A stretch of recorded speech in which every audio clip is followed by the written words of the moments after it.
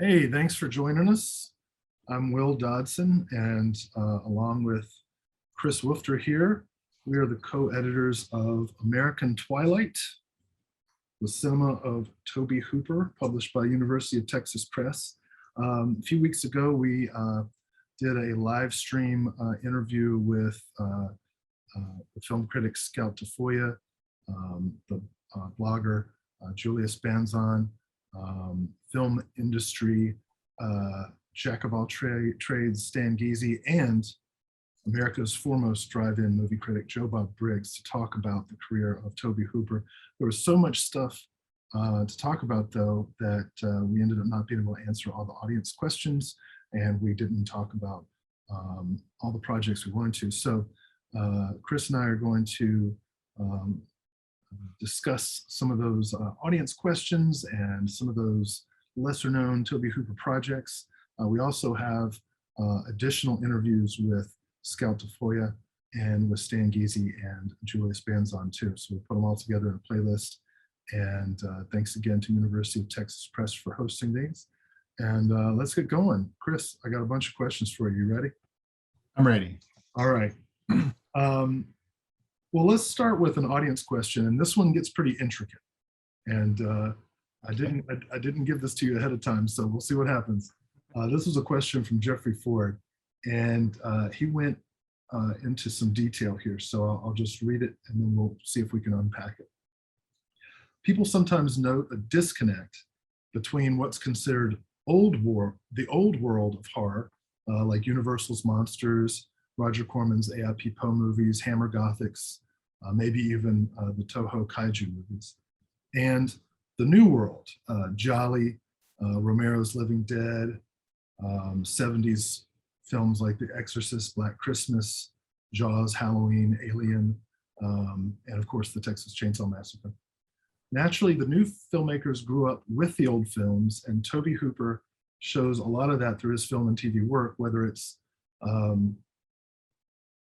meta casting like with Reggie Nalder, Elisha Cook Jr. In Salem's Lot, and referencing the Max Schreck Nosferatu and Reggie Nalder's makeup for that, or Gunther's Frankenstein mask in the Funhouse. Hooper called Life Force his big budgeted Hammer film. So what do these elements say about how they influenced his work? Is he calling these elements forward to deconstruct them or imbue them with a sense of modernity? Big one. It big one too. Yeah. It's a great one though, because it gets into something that one of the chapters by Tony Williams talks about this in terms of Salem's Lot, but we talk about it in terms of going back to kind of like the roots of the Old Dark House movie in James Whale's Old Dark House movie called Old Dark House, with its femme family, right? FEMM, and it's, kind of transgendered, grandfather upstairs, played by a female actress. And, this sort of like the issue of madness kind of raging through the family. And of course, an incredibly crazy dinner scene with a bunch of guests invited to watch the family behave like insane people, right? And, so there's kind of like hospitality overturned. But this Old Dark House thing, the question mentioned Alien. Alien's an Old Dark House movie too. I mean, the ship and the alien ship and the Nostromo are both Old Dark Houses. So they're both kind of Gothic spaces. And I'm not sure about the idea of updating or, I actually think that Hooper uses these things pretty straightforwardly. And it's in a sense to say, like, is TCM really updating the Old Dark House, or is it really just reiterating it? That, I don't know, American horror in America have always been these kind of, the idealized spaces of home and family and community are kind of corrupt from the inside and corrupted from the inside. So I kind of, Life Force too. I mean, I was just saying, it's the film I've probably, saying to Will earlier, the film I've probably seen least recently of Hooper's work, but even there you've got this sort of alien ship, kind of like bringing back this kind of the corrupt from within, the space that you've intruded on. So yeah, I mean, I think that's fair to say that I'm not sure if it's an updating or if it's an acknowledgement of consistency. Well, let's stick with the old dark house trope, because you write about it extensively in the book, and certainly it is a recurring motif in Hooper. Down Friday Street, Texas Chain, the short documentary that he made.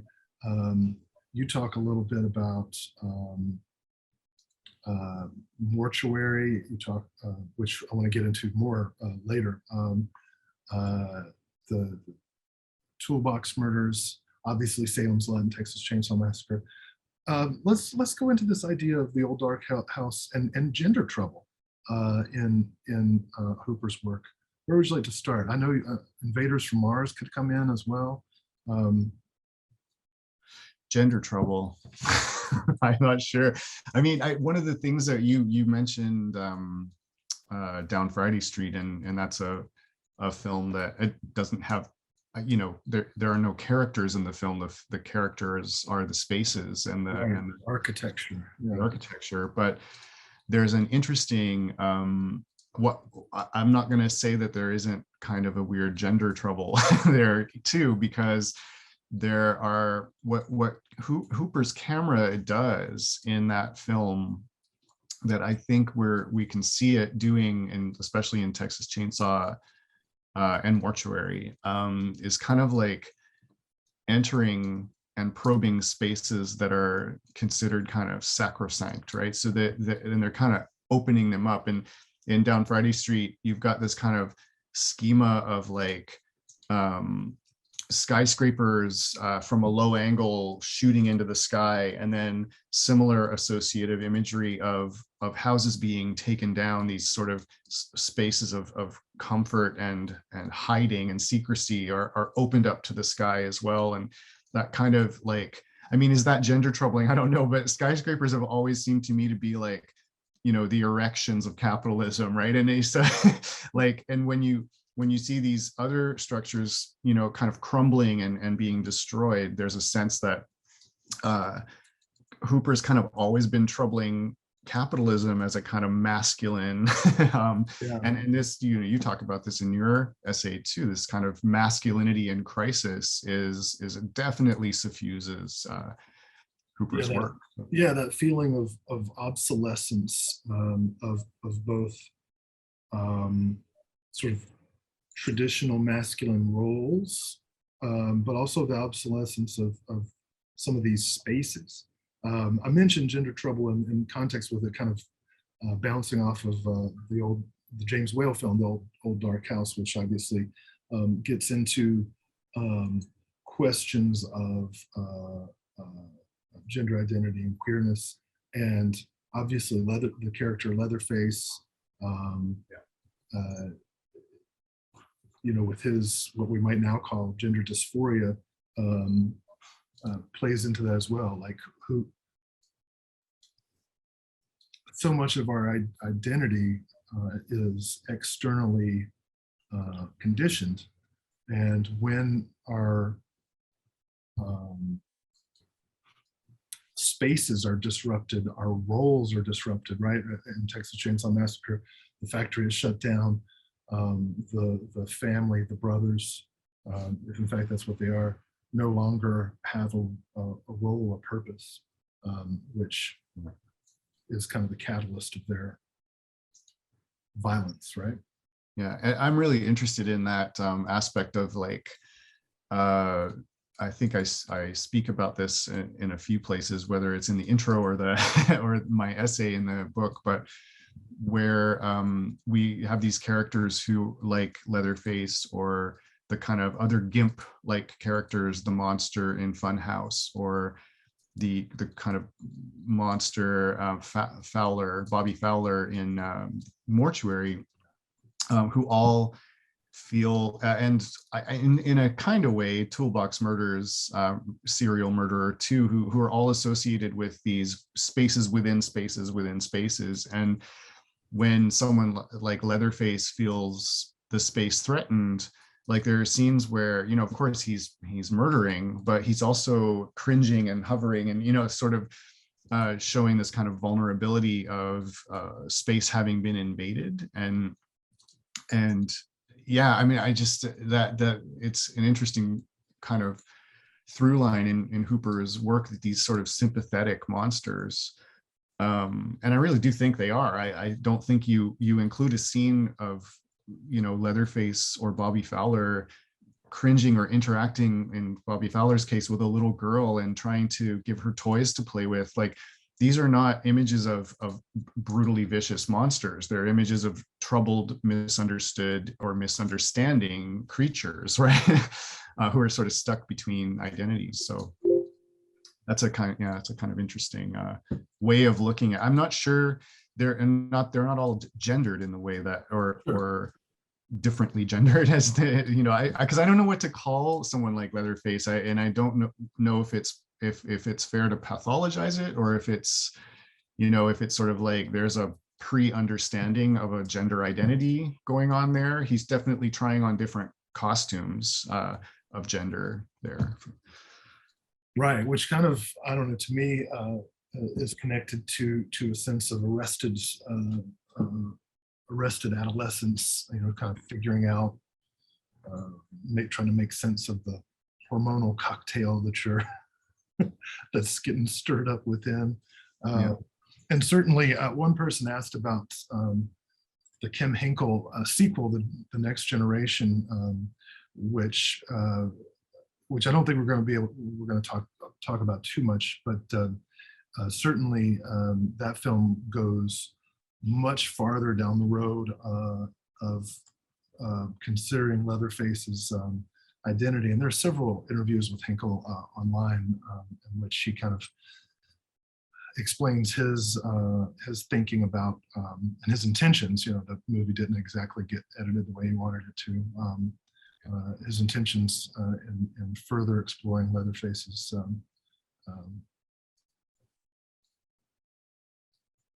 feelings of, I don't know, dysphoria, unease, insecurity, and so on. But since you mentioned the Funhouse, that's one film that I think I most regret us not being able to talk much about in the live stream, because it's one of my personal favorites, and I think one of Hooper's most underappreciated major works. I think people know the Funhouse and like the Funhouse, but I think it belongs in the top 5 of Hooper's oeuvre, if I may. And if you're Julius Benzon, you think that it belongs first. I think his list, I think, included that as his top Hooper film. That's right. That film, it's interesting because we've been talking a lot about representation, but that film, to me, the most, well, so I saw it when I was in my teens, the first time I saw it, but and it was on VHS, and it was pan and scan. You know, there was no sense of what the aspect ratio of the film was intended to be. But when I first saw it in its intended kind of aspect ratio and on a digital format where it was a little bit clearer, I was just kind of overwhelmed by how beautiful that film is, and the way the carnival atmosphere is so, you know, it's like there's two different locations in that film, the sort of bright carnival atmosphere, and then the murky spaces of both the kids' home with their parents and then the underground layer of the gimp-like monster. But it's you know, surprising in some ways to think about that film. That film had a decent budget, but to think about that, you know, just how that film's look kind of comes back in films like Life Force and Invaders. Maybe not so much the grittiness of TCM2, but in those other films that are sort of glitzy and polished and have lots of flashing lights. And Poltergeist is no exception either, in that sense that there's a sort of light show going on, sort of phantasmagorias. And yeah, Funhouse is an interesting one, and tying back to kind of the issue of the Gimp monster, or in this, I think in the film he's just called the monster, with his Frankenstein mask. And then, when you remove the mask, he's actually, Adam Lowenstein talks about this in the book, there's a sort of combination of youthful youthful innocence and untestedness, and then old age. And there's a kind of split down his face, and there's, so is he a mutant? He's so many different things in a film that references James Whale's Frankenstein in an early scene. And I almost feel like Hooper in the scene with the parents, when they're early in the film, they're watching TV and they're watching Frankenstein. I almost think that he probably, I don't know, I can't say this, but I wonder if he would have preferred it be the old dark house on screen, because that film is a much clearer, for me, intertext to the films that have these confused monsters in them. Yeah, and interesting too that scene occurs right after the opening sequence, which self-consciously recreates the opening sequence of Halloween. So Yeah. the contemporary and the preceding generations of horror films are kind of put into conversation there. Let me, since we're on the Funhouse, and you mentioned a little bit about adolescence, I want to keep that theme for a second and explore Tobe Hooper's perspectives of childhood perception.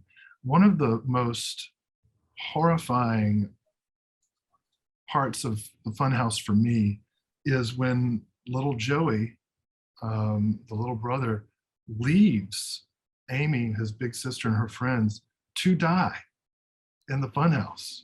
Right? Just he panics, he runs, he doesn't get help. And does he even come back in the movie? I think that's it. He's just gone. Yeah, that's it. And it's such a true moment, right? The idea of a child not being able to process what's happening and just running, clamming up, not being able to articulate what he's seeing, not being able to help. That's a nice kind of companion to Invaders from Mars, which you explore pretty extensively. Could you comment a little bit about childhood in Hooper, specifically in Invaders?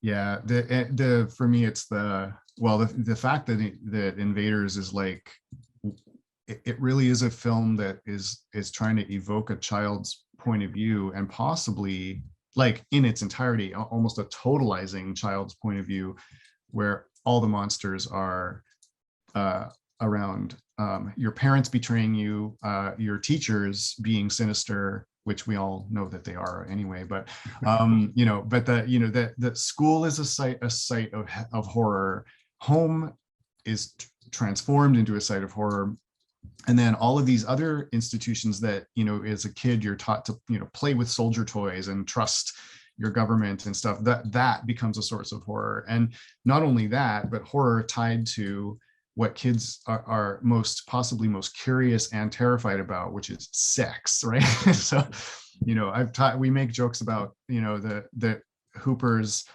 Invaders from Mars is kind of like, because of maybe the Dan O'Bannon connection and Alien, it's one of Hooper's orifice films.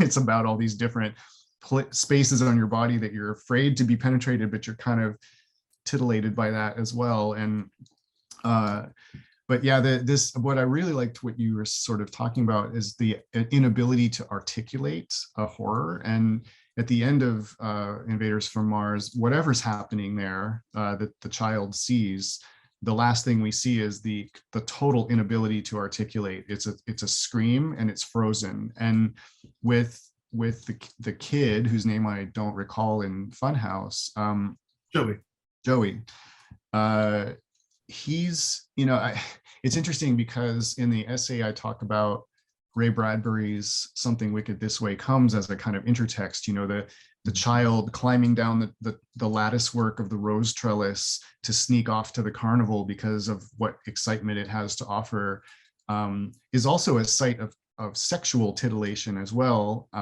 We see that in one of the carnival tents with the middle-aged women dancing on stage. It's a kind of odd odd moment in the film, but yeah, to sort of like run out and be sort of, have titillation or curiosity turn to an almost mind-blowing, all-consuming horror that you run away from is, I think in some ways both of those films are tied to that.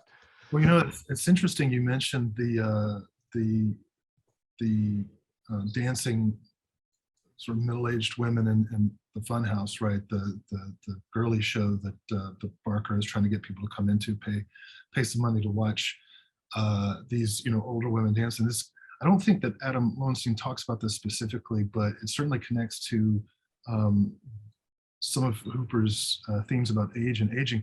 Because again, remember the beginning of the Funhouse, the first kind of traumatic image that Joey sees. Joey is the recreation of the Halloween opening sequence is Joey kind of stalking his sister who's in the shower, and he's jumping in to scare her. And he's playing, but his sister is no longer a child. She is, as the camera reveals, a fully developed, a teenage young woman, right? And so when he sees her body, she screams, she feels violated, and he is a little mixed up, right? Yeah. Only to be followed later that night with these older women's bodies being put on display for money, right? To be ogled at. So it kind of creates this weird kind of contrast of youth and aging bodies, but also how male or masculine gazes process those sights, right? Those, and I mean sights in both senses of the word, S-I-T-E and S-I-G-H-T. In terms of like the sort of confrontation of, sights of youth, corrupt or not corrupted, but to Joey, the sight of his sister's body might look corrupted because of what he might have been expecting, right? But in Funhouse, you have also, almost, well, I would say a large part of that film's images of youth and age are kind of grotesques. And so, the teens, I don't think Joey gets to see this, but in the tent with the freaks, the freak bodies, there's a kind of a fetus or a baby, early infant in a jar that just looks, it's a twisted image of youth. And that, it's so featured in that scene. And I talk about this in my chapter. It's a really poignant moment because the teenage guys are there to kind of drag the girls in to sort of stereotypically, scare them into being erotic or whatever, feel sexy or something, or vulnerably sexy. But when they all get into that moment, and also there's an image with a two-headed cow that's pretty disturbing too, a cleft-lipped cow. But in the scene with the confrontation of the infant in a jar, all of them just sort of stop laughing, talking, and they just sort of just look. And that film is often about this sort of quiet looking and being sort of stunned into silence and not being able to articulate this thing that doesn't fit into their, you know, whatever you want to call it, symbolic order as teenagers, or it doesn't make sense. It doesn't make sense to us either. Which is why I feel like that image of monstrosity in the funhouse in the form of the monsters, particularly his face, which is that's with that split, that schism, is so, you know, it's almost preternatural, right? Like the film's not a supernatural film, so what is this? You know, is this mutation or hybrid, or is it some sort of you know, weird element in the film that certainly a film like Mortuary picks up on and turns Bobby Fowler, its GIMP-like figure, into a much more kind of supernatural evocation of confused youth and age combined in the same body. I don't know how to put it, but let's get into Mortuary a little bit more, because this might say something about me, but I think along with Chainsaw 2, this is his funniest movie. Although Mortuary is, I can't describe it as anything but morbid.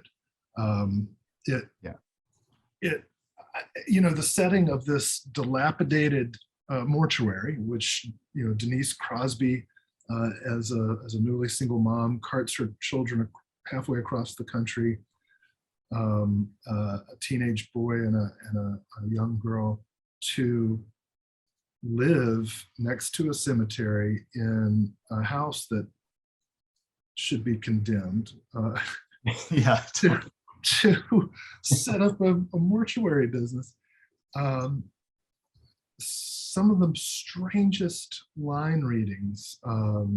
You were mentioning before we started recording Denise Crosby's performance, which is so just off center, right? Like every line reading is a little bit different than what you think of it. And speaking of dinner scenes, going back to the old dark house in Texas Chainsaw Massacre, one of the strangest dinner scenes. Please expound on this movie.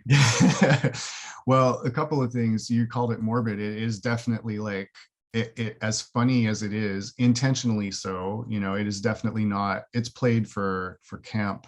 There's even this great scene with Crosby in the morgue her mortuary trying to figure out, you know, how to kind of use the equipment, and it's spraying all over the place, and the doorbell rings, and you know, when you've got a, you know, dead body in your basement and you're embalming it and the doorbell rings, that's funny, right? Yeah. I mean, so there's that.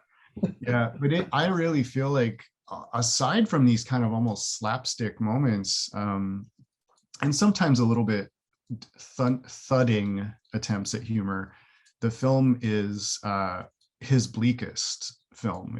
I think it's his bleakest evocation of America. I mean, every space in the film is either power lines, empty post-industrial space, bubbling mud sludge that's full of sewage, or underground caverns with, you know, I don't know, ancient demigods that need to be fed. I mean, like what is going on in that film? Well, the answer is everything, right? But it's just yeah. And that dinner scene is, you've got the creeping tendrils of, you know, the ancient god or gods below, covering the walls and the floors, as these teens are sitting around the table trying to figure out what kind of dinner they're invited to. And Denise Crosby's character, you know, is like, yeah, it's just like dishing out this soup that it's like made from the cosmic sludge, you know. And I mean,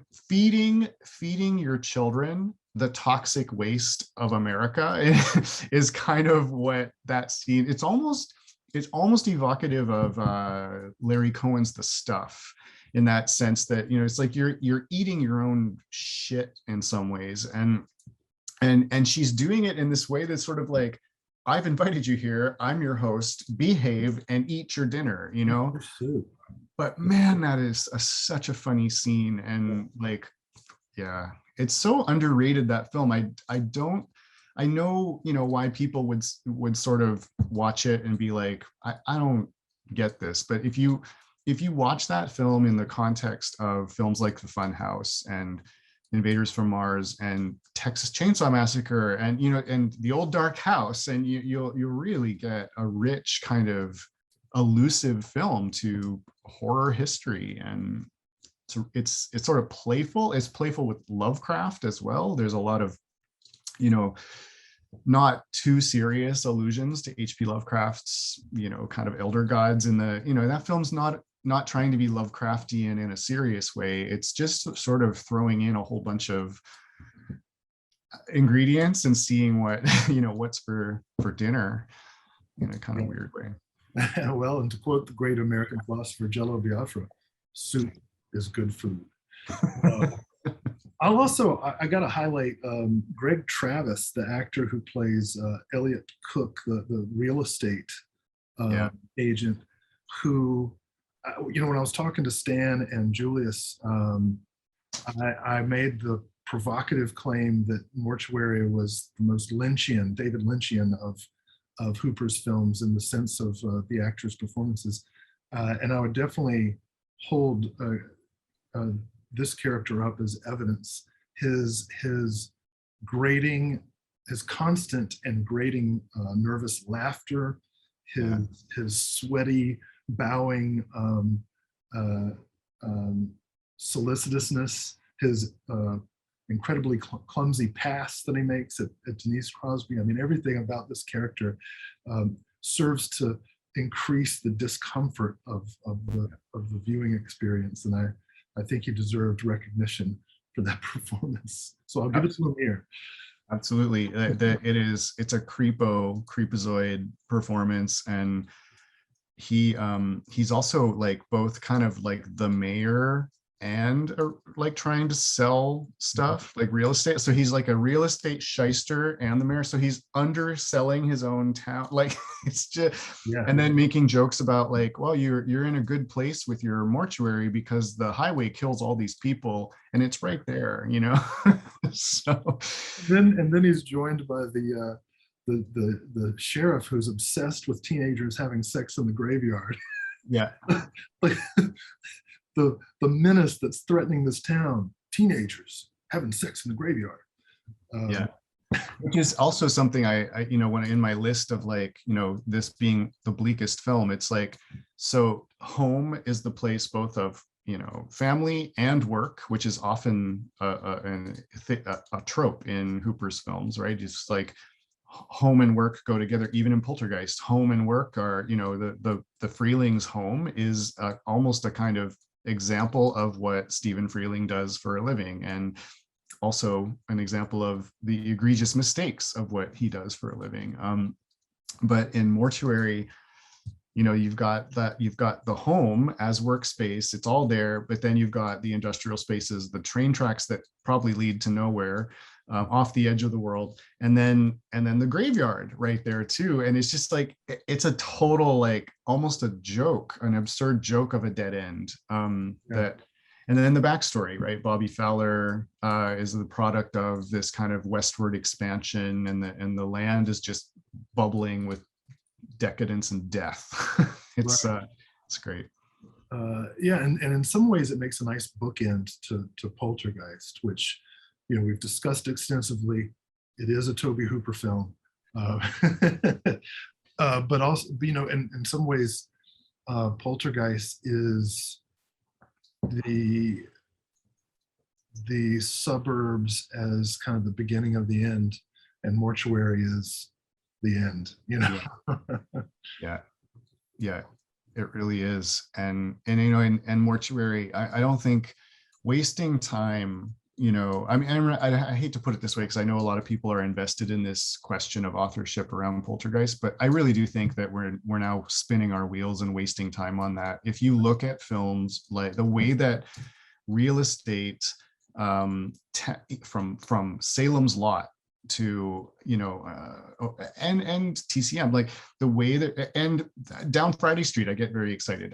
All these films are about this sort of ephemerality of these constructs, and real estate and architecture are absolutely part of that. The American home and family are built on this kind of fault line, these cracks that probably go back to Edgar Allan Poe's Usher, you know, the crack, the house with the crack built into this, to the design. And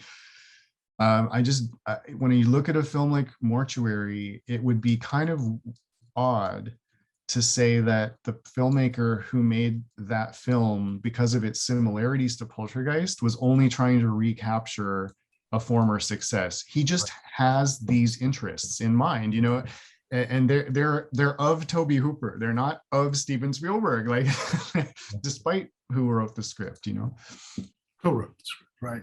I mean, you know, not to be too reductive, and this isn't a criticism of Steven Spielberg, but for Spielberg, the suburbs is a site of nostalgia, yeah, and good memories. For Hooper, not the case. Yeah. they're the site of decadence, degradation, and despair.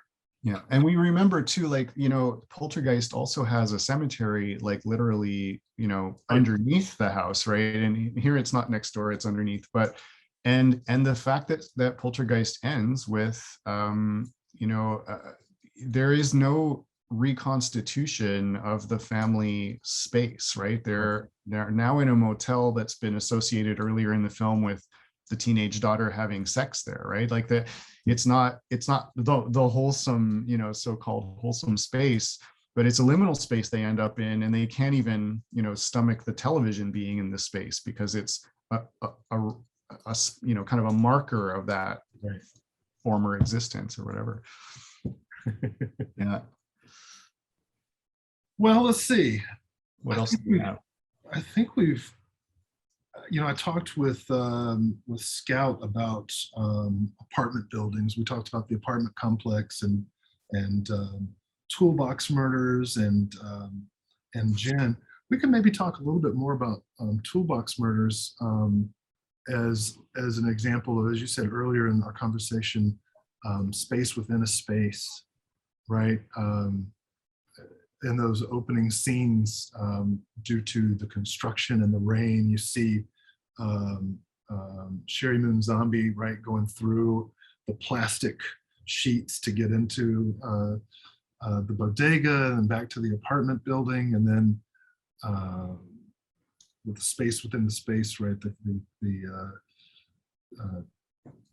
titular toolbox murderer makes his way into apartments. What do we want to say about, you know, Nina Martin writes about the film in the book and about its dialogue with the occult history of Hollywood, which is quite interesting.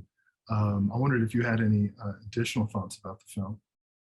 Yeah, Anne Golden, and I'd also talk about that kind of, what I'm kind of interested in, this sort of surfaces and how the Angela Bettis's body becomes a kind of parallel or double to the hotel when she writes the symbols on her. Well, she's writing them here to kind of remember them and understand the building, and the building is this, you know, it's kind of weirdly alive, and it's or it's a protection of a building that's weirdly alive, and you know, is a text itself to be read, which I think, you know, a really awesome double feature is Toolbox and Gin, because those two films are so, you know, that, like, even from the way that the buildings are shot and these kind of oblique low angles, and trying to evoke space that's really kind of permeable and unsettled, but also has these plays of surfaces that confuse and mislead, and also lead our, you know, kind of detective gothic character who's sort of spelunking into history and the building in the form of the building itself. Those are all really kind of interesting tropes that he's playing with there. And that's another, you know, it's the Adam Gersach and I can't remember the other writers' names, but Jace Anderson. Jace Anderson, yeah, that and the Mortuary share the same screenwriters. And Crocodile. And Crocodile, yeah, which I actually really like. I know that film, sorry, I'm getting off the toolbox topic, but Crocodile, I mean, that film, when it's not problematically using pretty cheap digital effects, is actually pretty masterfully directed.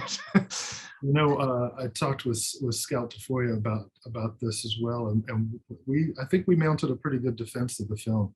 Oh, good. Not Because not that its budget, but yeah, it also has it has the, you know, it doesn't make much of it, but it has that old kind of hotel off on the at the distance, you know, it's a matte painting or whatever, but it's, you know, it's got some interesting elements. But Toolbox, you know, that like in this kind of consistent exploration of architecture and, you know, these houses of Usher in Hooper that are all cracked at the base. It's a pretty interesting version of that. A lot of people will say, like, you know, I think Toolbox Murders is Hooper's last good film, but there are elements in Gin and Mortuary, I think, that are equally compelling. I don't know. I think, but I think in terms of, and I'm kind of interested in this most recently, in terms of film atmosphere, and just talking about atmosphere in film and eeriness and the feeling that certain films generate. I think Toolbox Murders is the most consistent in its mood. Those other films have a tendency to sort of explore other moods. I think that's actually a good way. I think we brought it around to that original audience question that Jeffrey Ford sent in which he was asking, you know, is Hooper calling these elements of horror film and just cinema in general past forward to deconstruct them or to imbue them with that sense of modernity? I think the answer is both and. Yeah. As this conversation is kind of illustrated in our own circuitous way. Let me again thank the University of Texas Press for letting us do this and for supporting this project. American Twilight, the cinema of Tobe Hooper. You know, it really is great that that this year, you know, 3 different books about Tobe Hooper have come out, along with Scout Tafoya's Cinemophagy and Smoldering Embers on the set of Spontaneous Combustion, which will be published about a month from when this video is posted by Stan Giese. You know, nobody's going to get rich off of publishing, but it's really important for fans of Hooper to support these kinds of projects, because it shows, you know, university presses and popular presses alike that projects like this are worth pursuing, that filmmakers like this are worth studying, and that their work is worth preserving. So we really appreciate all the support, not just from University of Texas Press, but from everybody who watched the original live stream. We hope you enjoy these bonus featurettes. After you see this interview, please check out the interview with Scout Tafoya, the interview with Julia Spanzon and Stan Giese. Thanks again to Joe Bob Briggs for joining us and for spreading the word, and for always being a champion of Tobe Hooper. And Chris, thank you too for being my buddy and for doing this book with me. And that's it. I guess we'll say goodnight. That's it.